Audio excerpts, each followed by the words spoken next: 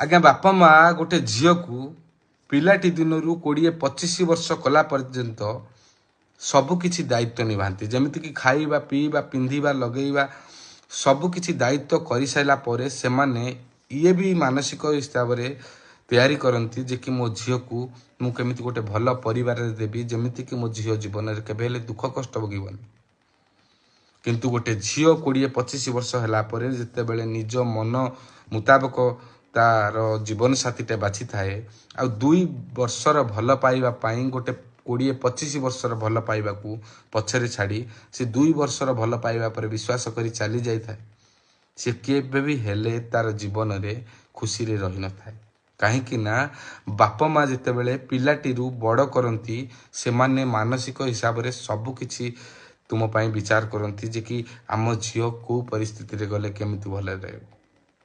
आ गोटे झील ये भी जानिबा निहाती दरकार